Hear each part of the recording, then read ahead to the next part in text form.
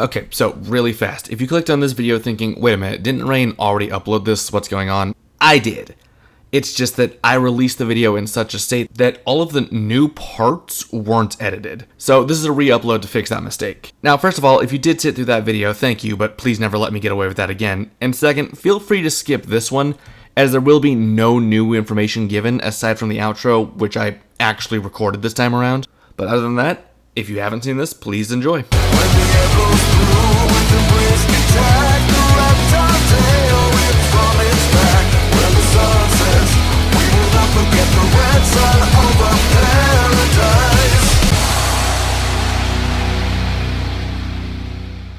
Blake Belladonna was born to colleague Ingira Belladonna 17 years before the events of the series. When she was young, her father would organize a group for faunist rights known as the White Fang, and Blake would join her parents in protest, hoping to make change with their actions. While an early teenager, however, Gira would step down as leader and Sienna Khan would step in to take his place, and with it would turn the organization violent, with attacks on companies that wouldn't give equal treatment to faunists. Seeing that these tactics were actually working, Blake would stay with the White Fang, distancing herself from her parents. It was around this time that Blake would meet Adam Taurus, and the two would begin working together on missions, with Adam mentoring her, and eventually the two would fall in love. Over the years, however, Adam and the White Fang would grow more violent and extreme, until Blake could no longer stay, and on one mission to hijack a train car, Blake would leave for Beacon Academy, planning to become a huntress. During initiation, Blake would end up partnered with Yang Xiaolong before being placed on a team with Yang's sister RWBY and Weiss Schnee. This team would be known as RWBY, and RWBY would be appointed leader by Beacon's headmaster, Ozpin. Sometime later, an argument between Weiss and Blake would lead the team to discover that a criminal named Roman Tortrick was working with the White Fang, using them to capture dust from the city. Stopping Roman and the White Fang would become Team RWBY's goal during their second semester, and they would eventually track the criminal down to the overrun settlement of Mountain Glen. They would then be sent by Ozpin in a supposed training mission, and during this mission, RWBY would stumble upon Roman's camp and would be briefly captured, but Blake and her team would come to her rescue.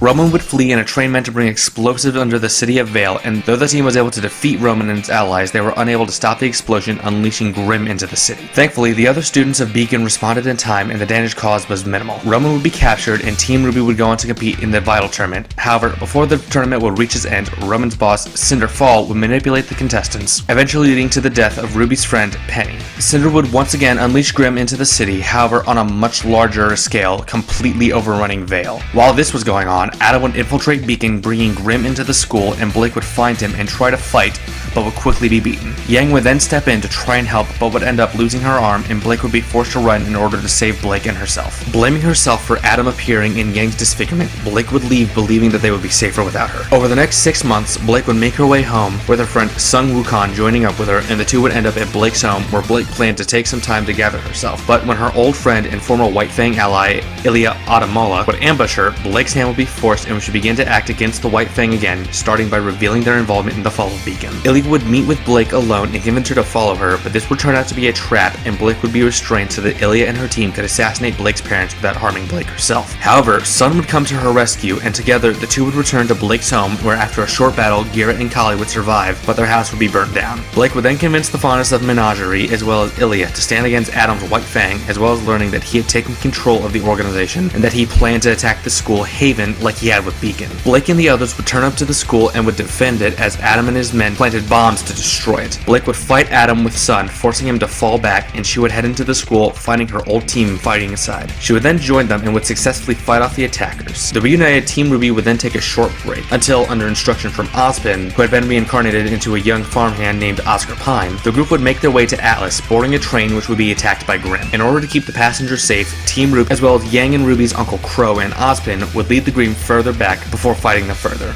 A Grimm would then attack with a fireball, derailing the back train car and sending the team off a cliff. After recovering, Ozpin's suspicious behavior would lead RWBY to use the Relic of Knowledge to discover that Ozpin and Salem had once been lovers, and that Salem's wrath was the result of Ozpin's actions, as well as the fact that Salem cannot be killed. Ashamed and being berated from all sides, Ozpin would disappear into Oscar's subconscious, and after meeting an elderly woman named Maria Calavera, the group would eventually reunite with the rest of the group in Argus, where they would be forced to steal an airship in order to reach Atlas. During this plan, Blake would be assigned to to disable the communications tower, but when she arrived, she would find its staff dead and Adam would be waiting for her, and Blake would be forced to fight him yet again. As Blake held him off, Yang would realize that something was wrong and she would intervene, saving Blake, and together the two would fight and eventually would be forced to kill Adam before returning to their team and leaving for Atlas, where they would almost immediately be arrested. They would then be taken to James Ironwood, a friend and ally of Ozpin's, who would release them under his care, having them train under an elite group of huntsmen known as the Aesops. And over the next few months, they would train with the group until a massive Grimm invasion would attack the city of Mantle, and Blake and her team would defend the city and work to evacuate it. However, once they returned, James would let his paranoia get the better of him after Salem herself would reveal that she had personally come into Atlas, and he would order the evacuation to stop so that Atlas could retreat into the atmosphere where Salem wouldn't be able to reach them. Blake and her team wouldn't be willing to let the civilians left behind die, however, and they would fight their way back to Mantle, where their journey will continue. Born to Willow and Jacques Schnee, Weiss was the middle child of the Schnees in between her elder sister Winter and younger brother Whitley. While growing up under the richest company in the world obviously had its advantages, her father's ruthless way of running business would make their family the primary target of the terrorist organization known as the White Fang. Constantly dealing with threats on his life and attacks on his company, Jacques would frequently come home stressed and would lash out at his family. On Weiss's 10th birthday, her mother and father would get into an argument where her father would admit that he had only married into the family for the name, which seemed to be the breaking point for Willow, who would descend into alcoholism. At the age of 17, she'd want to follow in Winter's footsteps, who had left to join the Atlas military and would ask to be allowed to train as a huntress. And her father would agree, but only if she passed a combat test, which, after training from her sister, she would eventually succeed in, though gaining a scar across her left eye. Weiss would then choose to attend Beacon Academy in Vale. Now a huntress in training, Weiss would be partnered up with Ruby Rose, and the two would be placed on a team with Blake Belladonna and Ruby's sister Yang Xiaolong, forming Team RWBY, with Ruby being appointed leader. Sometime later, an argument between Weiss and Blake, who would reveal herself to be a former White Fang member, would lead the team to discover that a criminal named Roman Torchwick was working with the White Fang. With the four being the only ones aware of this, stopping Roman and the White Fang would become Team RWBY's biggest goal during their second semester, and they would eventually track the criminal to the overrun settlement of Mountain Glen. They would then be sent by Beacon's headmaster, Ozpin, in a supposed training mission, and during this, RWBY would stumble across Roman's camp and would briefly be captured before her team would come to her rescue. Roman would flee in a train meant to bring explosives under the city of Vale, and though the team was able to defeat Roman and his allies, they were unable to stop the explosion, unleashing Grimm into the city. Thankfully, the other students of Beacon responded in time and the damage caused was minimal. Roman would be captured and Team RWBY would go on to compete in the Vital Tournament. However, before the tournament would reach its end, Roman's boss, Cinder Fall, would manipulate the contestants, eventually leading to the death of RWBY's friend, Penny. Cinder would once again unleash Grimm into the city, however, now on a much larger scale, completely overrunning the city. During this, Weiss would defend the school, fighting on the front lines and evolving her semblance, gaining the ability to partially summon Grimm killed by her hand. After the battle, Weiss would learn that Yang had been maimed, losing an arm, Blake had ran away, and RWBY was in a coma, but before her friend would wake up, Jacques would personally come to take her back home, and for the next few months, Weiss would once again live subservient to her father, until being unable to stand it anymore after an incident where she would accidentally summon during a party. And after training to gain more control over her ability to summon, she'd run away from home, planning to join Winter in Mistral. But her airship would be taken down by Grimm, and she'd be kidnapped by bandits who planned to ransom her back home. But before they could, Yang would show up as Weiss made the escape, revealing that the tribe's leader, Raven, was Yang's biological mother. After calming down, Raven would agree to let them go to RWBY, but only if they heard her side of things, revealing what she knew about Ozpin and his enemy named Salem, and would even give them proof by changing into a bird in front of them. While stunned, the girls would still choose to return to RWBY, and the three, along with RWBY and Yang's Uncle Crow, the remnants of Team Juniper, and a young farmhand, Oscar Pine, who was the reincarnation of Beacon's headmaster, would train in the coming month for suspected betrayal by Leo. After the month of training, they would go to Haven, where the group would be ambushed by Raven and Cinder's allies. Weiss would then face the bandit Vernal, and after being on the ropes for the entire fight, would be stabbed from behind by Cinder. Weiss would then go into shock from her injuries and likely would have died were it not for the intervention of her friend Jean Arc, awakening his semblance, allowing him to reactivate her aura, healing her and letting her get back into the fight, along with Blake, who had shown up for her own reasons, holding off Cinder's group until they were forced to fall back. The reunited Team RWBY would then take a short break, and under instructions from Ozpin, the group would make their way to Atlas, boarding a train which would be attacked by Grimm. In order to keep the passengers safe, Team RWBY as well as Crow and Ozpin would lead the Grimm further back before fighting them further. A Grimm would then attack with a fireball, derailing the back train car and sending the team off a cliff.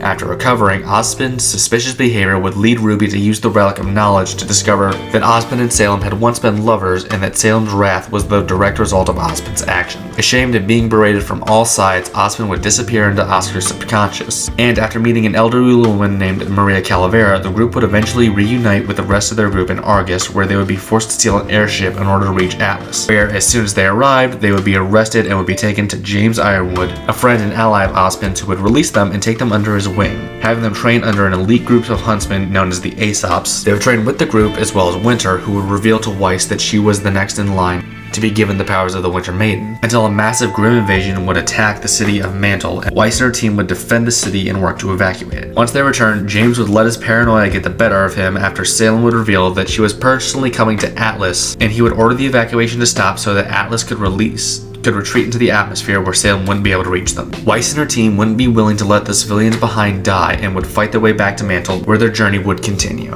Hello and welcome everyone to my second and final bonus episode of my Versus series before they become a planned thing in Season 3, where I'll be putting the Schnee heiress turned huntress Weiss Schnee up against her teammate and the former terrorist turned huntress Blake Belladonna. Once again, for those who are new or are just unaware, bonus episodes are episodes made mostly from other episodes or character showcases, and as such take much less time to make, so I don't consider them official episodes. The Weiss and Blake episodes are both from Season 2 and go up to Volume 7 as far as the show's concerned, as Volume 8 did not change either respective fighter in a notable way, and only added one thing worth discussing, so no amendments will be made considering either of these characters. Right, with all that, let's start by comparing these two physically.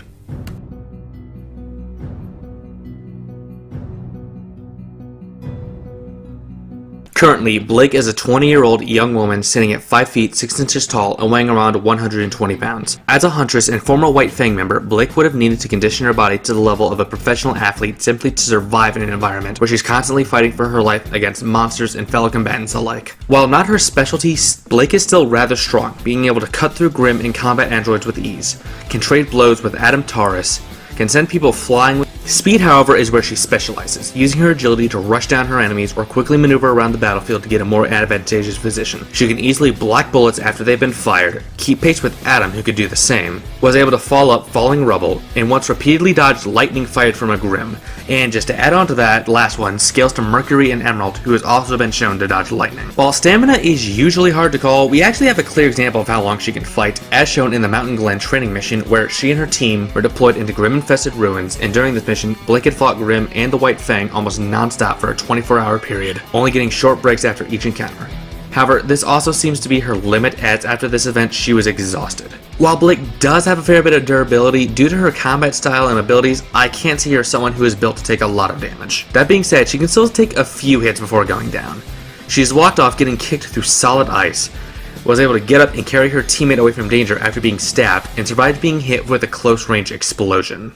During Volume 7, Weiss is a 19-year-old teenager standing at 5 feet even out of heels, with a very slim build, likely weighing around 90 to 100 pounds. While probably being the weakest of her team in a physical department, Weiss is still in excellent shape, likely being at peak physical condition. She is able to take on hordes of monsters and hold her own against other well-trained combatants. While strength isn't Weiss's specialty, she is still incredibly strong, being capable of taking apart Grim and combat androids with ease. Could keep up with and stagger physically stronger opponents, and even blocked hits from an Armagaigus, as well as staggering it with her own strikes. Weiss, while not as specialized for speed as her teammate Blake, I'd still place Weiss in the upper half of RWBY when it comes to combat speed, being capable of blocking bullets and evading blasts from explosions, could move through entire groups of combat androids, taking them apart without getting hit once, as well as scaling to characters like Mercury, Emerald, and Blake, who are capable of dodging lightning and electric-based attacks respectively. We know from the Mountain Glen training mission that Weiss can take part in multiple fights throughout a 24-hour period, only taking short rests in between. However, as that was 2 years before the current events of the series, it's likely that as she's trained, her stamina limit has increased greatly.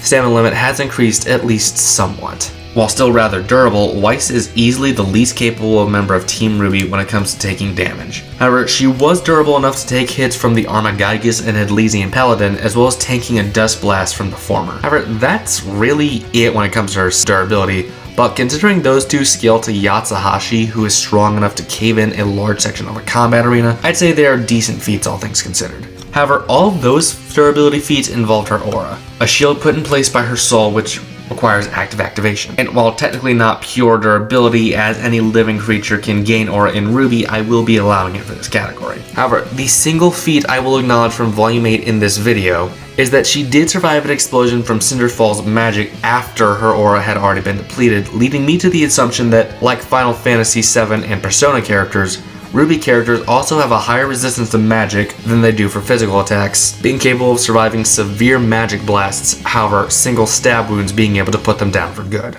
Both of these women are in incredibly great shape, both being in peak condition, able to face the best in their world. However, while these two are comparable, they are not equal. While both would be roughly as powerful, both being in peak condition, Blake gets better strength feats overall, taking blows from a powered-up Adam Taurus, while Blake scales to an Atlesian Paladin.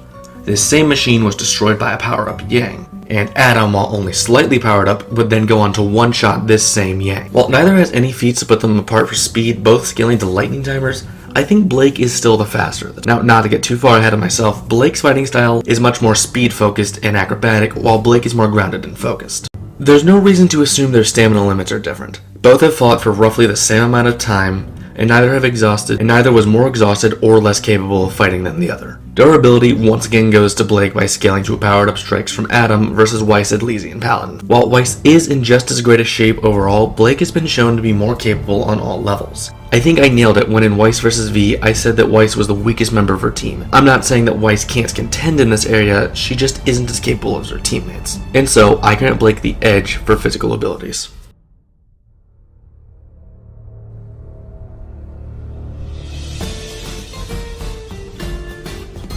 Blake will be bringing one weapon into this fight, that being her personal pistol katana hybrid Gamble Shroud. This weapon was mainly a pistol similar in design to a Glock, but with a folding blade attachment on top of the barrel that, when extended, takes the form of a katana and a ribbon attached at the end of the grip and trigger that transforms the weapon into a chain scythe while the blade is collapsed. The sheath of this weapon is also a blade that can be separately wielded in a dual blade style, giving Blake the ability to attack multiple times in quick succession. As a firearm, this weapon uses dust magazines that each have a different effect.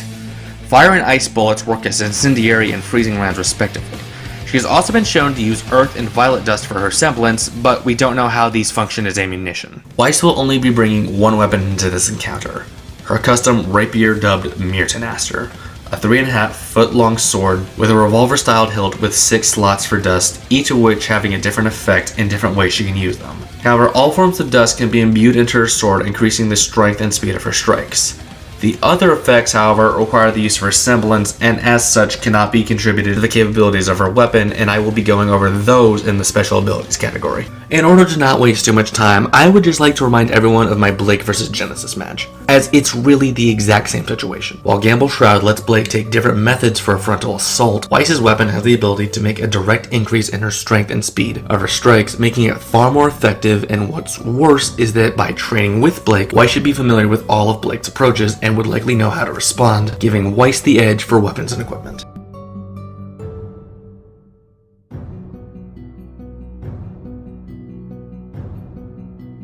As a huntress, Blake has access to 2 abilities, the first being her aura, the physical manifestation of her soul, which mainly serves as a protective barrier, stopping her from taking any physical damage until she runs out. It also has the secondary function of allowing her to shoot it as a beam of energy for a ranged attack, as well as a limited healing factor. Her second and final ability is her semblance, which allows her to create a clone that will take an attack for her, giving her time to reposition herself and counterattack. She can also use dust in conjunction with her semblance for different effects. Ice dust lets her create a clone of ice that will form around an opponent's weapon, immobilizing it and them. Fire dust creates a clone that will explode once made contact with.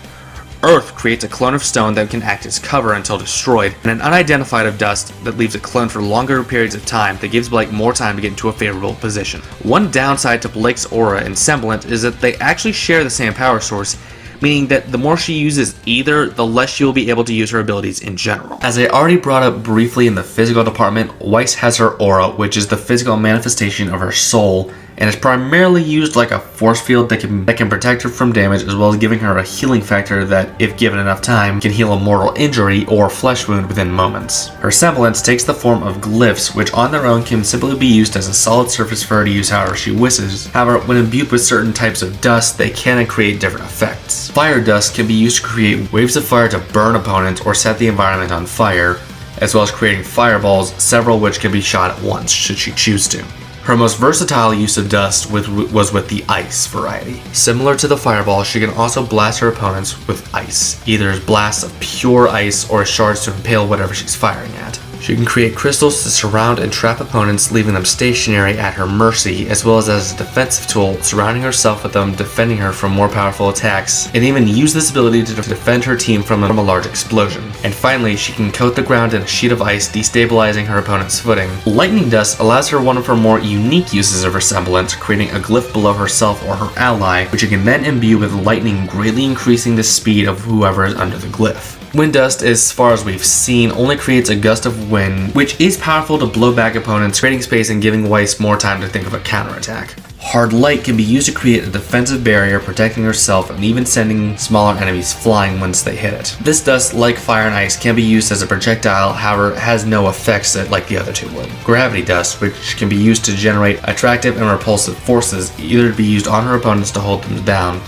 down and flying, or slam them around like ragdolls, or on herself and allies to have better control of mobility in combat. Finally, Weiss can use her glyphs to summon one of 4 Grimm that, from what I can tell, are just as powerful as their original counterparts. A Borbatusk is a large boar-like Grimm with a heavily armored hide but soft underbelly, and besides its ability to spin like a Beyblade and rush its opponents, there's really nothing special about this beast. Nevermores are large bird-like Grimm which can easily snatch up full-grown adults and can fire its feathers like spears. The Queen Lancer is an insect Grimm reminiscent of a wasp. Like the Nevermore, Lancers can fire spikes capable of piercing airships, destroying them, as well as firing their stingers, which are attached with a tether-like organ that lets them drag their prey to them or bring themselves closer. Weiss has actually used this Grimm as a Weiss has even used this Grimm as a steed, technically giving her the ability to fly. However, her strongest and favorite summon was the Armagigas she defeated in order to attend Beacon. This Grimm was actually a decorative suit of armor possessed by a Grimm. The suit itself seems to stand about 12 to 15 feet tall, with a great sword measuring around 10 feet.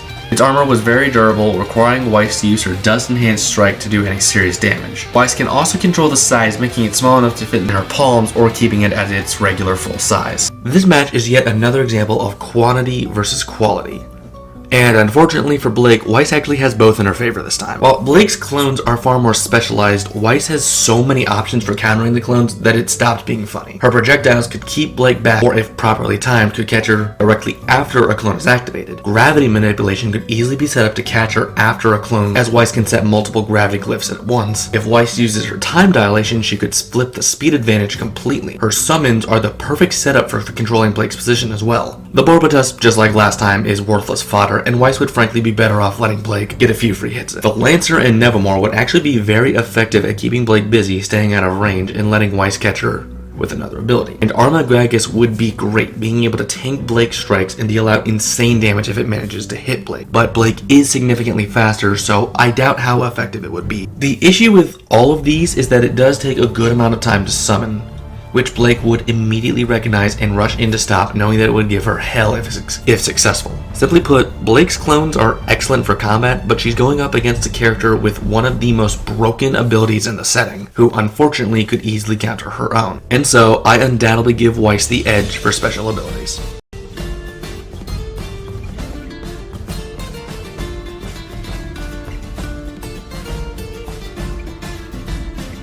Like in all of my matchups, I will be using Star Wars lightsaber fighting forms to better and more easily describe how both of these opponents will approach combat with their particular style. So with that out of the way, let's begin. As a former member of the White Fang, Blake learned to fight from an early age, likely engaging in actual combat at an early teen, giving her the most combat experience of any member of Team RWBY. Blake's primary form would have been the Jarkai variation of Form 4 Ataru. This form being very similar to the standard variation, but teaching the user to wield dual weapons. Ataru as a main form taught the user to stay in constant motion and deliver an unending flurry of attacks to overwhelm an opponent's defense, a description that I feel fits Blake's fighting style perfectly. Some downsides of this form were that it quickly ate up at a user's stamina, making it impractical against multiple opponents for a long-term engagement, as well as not being impractical in confined spaces where the user could not keep up their momentum. While she has been shown to use her clones in tandem, I don't think she meets the requirements for Form 6 at all. While she has shown great skill in using them, it's more to avoid damage rather than to add on to her attacks. She also hasn't been shown to use any other forms in combat, solely using Form 4 as far as I can tell, meaning she also doesn't meet the requirement of generalizing the other forms. In combat, Blake's primary combat strategy against opponents she couldn't overwhelm with her raw ferocity was to maneuver around an opponent using her high speeds to constantly change up her angle of attack to get around their guard. If raw speed alone also failed, however, she has also been shown to use other strategies to accomplish this goal, such as immobilizing an opponent with ice dust or using the environment to gain an advantage. Out of all the members of Team RWBY, Weiss is the least experienced, possibly even only having started her training a couple of years prior to the start of the series, as opposed to the rest of her team who were all trained from a young age. Weiss's primary style was Form 2 Makashi, a form similar to real-life fencing, as the form taught precise timing and power to better manage stamina, fluid motions in both blade and body, to move around an opponent's guard rather than strike through it, with masters of the form even looking so relaxed they appeared to be dancing while in combat, which honestly describes Weiss perfectly while fighting. One major weakness of the form that I believe Weiss would suffer from, however, was that users who stick too closely to Makashi had greater difficulty responding to opponents who were unpredictable, which is something Weiss has been shown to have difficulty with on multiple occasions. However, knowing this, Weiss would attempt to balance out this weakness with Form 6 Niman. Not with its methods of generalizing the fighting styles, however, but with Weiss instead using the form's application of force abilities, or in her case her semblance, into her fighting style, mixing in dust blasts, ice crystals, speed boosts, and protective barriers into her general combat style as needed. The Armagigas is the only summon that seems to have any real combat tactics, mostly using Form 1 Shicho, a combat style around wide sweeping motions meant to take out multiple enemies at once. And while effective against swarms of less skilled opponents, the form was terrible against single well-trained combatants. I'd place Weiss's solo tactics at just above average. While she has been shown to rely a bit too heavily on her summons in pretty much every fight to create an offensive force that she can't deliver on her own, she does know when to use her other abilities well enough, using her other abilities to even the odds against superior opponents, such as when she used her time dilation to blitz Banesaw and overwhelmed him for a short time and distracted Marrow long enough to summon Armagigas, forcing him to focus his freezing ability on one target at a time, which ultimately let her defeat him. And while one could bring up her frankly embarrassing showing against Fernal, which is what I personally based her tactics on before researching this fight, after unfortunately rewatching Volume 5, I'd argue that this was because Weiss was still learning to effectively use her summons in real combat and did not yet know how to create enough space in order to have enough time to summon, and she seemed to have worked heavily on this during Volume 7, again as shown was when she was able to summon against a trained huntsman in Marrow. These two are polar opposites in combat styles. Blake purely using the acrobatic and aggressive Form 4, and Weiss using a mixture of the precise and controlled Form 2 Makashi and the application of her special abilities with Niman. On their own, I don't feel that Blake's more aggressive style is better or worse than Weiss's fencing-like combat style. While Blake's higher attack rate could be overwhelming, Weiss's precise strikes mixed in with the power of her semblance and weapon lets her put out a similar, if not greater, damage output just at a slower rate. Overall, Blake does have a slight advantage, having a fighting style based on speed, an advantage she holds over Weiss. It's also worth mentioning that as time has gone on, Weiss has put less emphasis on her blade skills as she does her semblance. Blake also has a better track record against other skilled opponents, beating Roman Torchwick, who previously held off both Blake and her friend's son, and even beat RWBY in one-on-one combat, beat Ilya in single combat, and held her own against Adam Taurus long enough for Yang to come in and even the odds, and with Yang's help, brought down Elm and that one Quan Chi looking guy. Meanwhile, Weiss has lost to a no-named White Fang Mook, couldn't beat Flint Cole 1v1, so she tried and failed to get an environmental elimination, and a random bandit who just so happened to be Raven's favorite, and her single win against a skilled opponent was against Marrow, who didn't even want to fight and even admitted to holding back. While likely not fully because of this, it's possible that it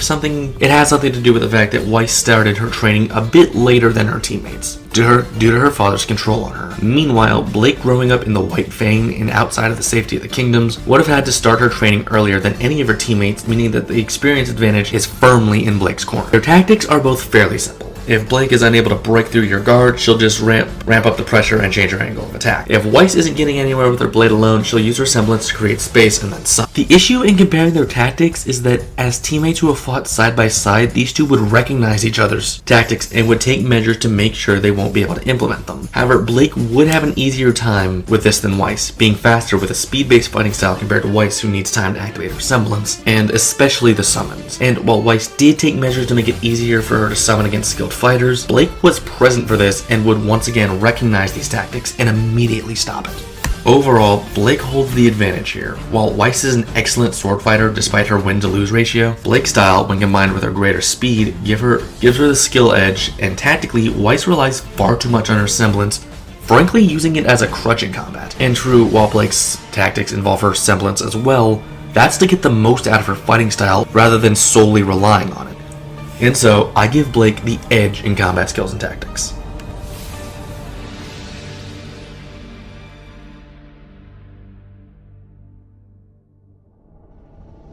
Let's set up this fight. Let's say that it takes place in the Atlas training facility during Volume 7 and that Blake and Weiss decide to have a sparring match. The two huntresses stood on opposite ends of the arena, both with weapons drawn and ready to engage. The buzzer goes off and Blake immediately rushes in to get in close. However, Weiss has already formed her glyphs and was throwing fireballs at her teammates. Blake had expected this, however, and was ready. She jumped over one of the flaming projectiles, then cutting apart another one as she landed, before using her semblance to evade the last two. Blake was already getting too close for Weiss's comfort, and so she triples the number of fireballs, forcing the Faunus back. Now, with a good amount of space, Weiss forms a glyph under her and begins to summon her Borbotusk. Blake, seeing this, redoubles her efforts to get in close. However, by the time she's in melee range, the Phantom Grim is out and charges at her. Blake easily evades the beast and jumps at Weiss, going for a kick.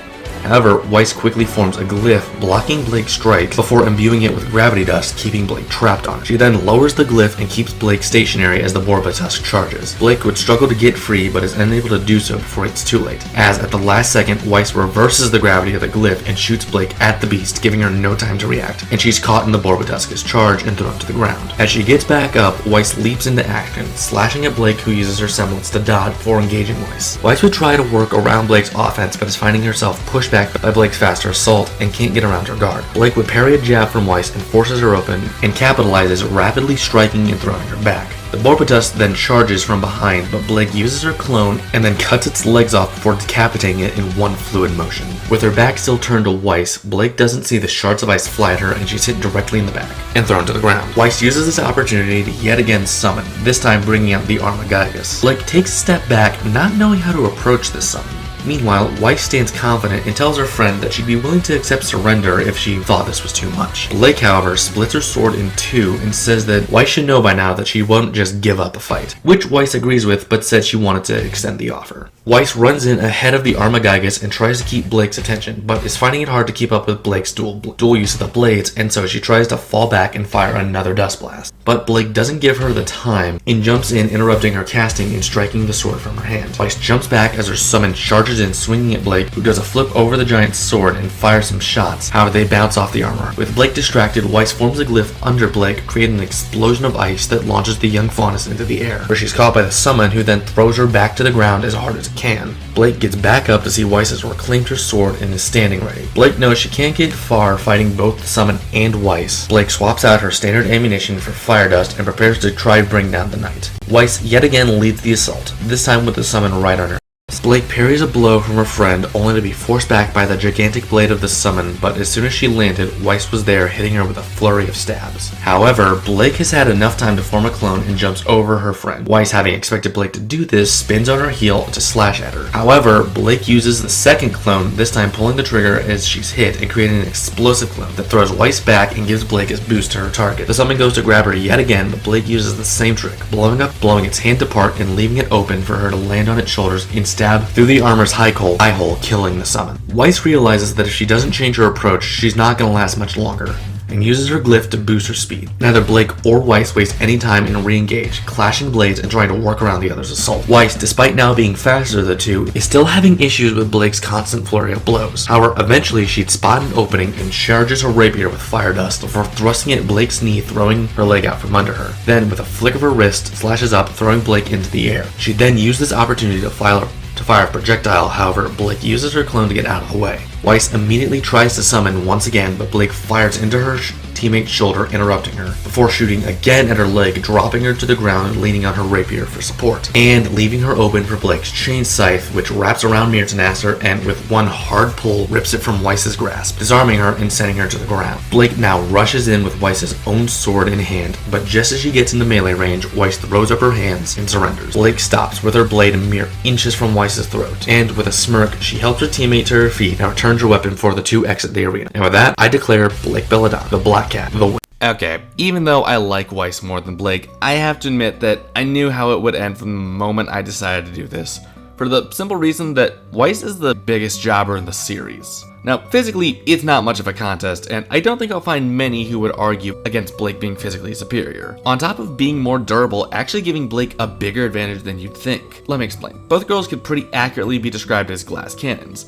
This with Blake's speed and fighting style advantage letting her consistently get in more hits, mean that she's going to have a much better odds of draining Weiss's aura even if Weiss is packing more of a punch. Their weapons honestly didn't require any thought. I went over the exact same situation in Blake vs. Genesis, so I could honestly just change Genesis to Weiss in the script if I really wanted to. But the fact is, Weiss's sword can directly increase her combative performance with the flick of a switch, while Blake's just lets her change her approach. The tricky part was their semblances. After all, both are deeply ingrained into their fighting styles. So if Weiss's is such a hard counter to Blake, then how could she win? Well, the answer is pretty simple. Blake already knows all of Weiss's tricks, and while true this works both ways, Blake will have a much easier time reacting to Weiss than vice versa, as Weiss's glyphs telegraph what she's going to do, while Blake can hold off until the very last moment to pull her tricks. Now, if this wasn't the case and these two didn't know each other, this fight would likely end very differently, as Blake wouldn't know how to respond to a specific glyph type right off the bat. Blake is also a better sword fighter, with her skill, combat experience, and tactics all being above Weiss's, really leaving Weiss with little recourse. While again, if Weiss was facing an opponent who wasn't familiar with her tactics, I actually think she could turn this disadvantage around. But this isn't the case, and Blake is just as familiar with Weiss's combat style as Weiss is with hers. And when she notices Weiss putting distance between them, she's gonna realize what's happening, and that's only gonna make her press Weiss even harder. But that's just my opinion. What do you think? Do you agree that this Black Cat can bring down the Ice Queen, or do you think that the former Schnee heiress has a few could take down her teammate fairly? Let me know in the comments down below, and if I got anything wrong, please feel free to correct me. Right, please rate, comment, and subscribe if you enjoyed this video, as I have plenty more like it. I also have Twitter and Discord where you can talk to me directly, as well as links to the channels Winter Ghost and 3 Doctors with Gamer, all in the description. Right, with all that, I'm Ray932, and I'll see you next time.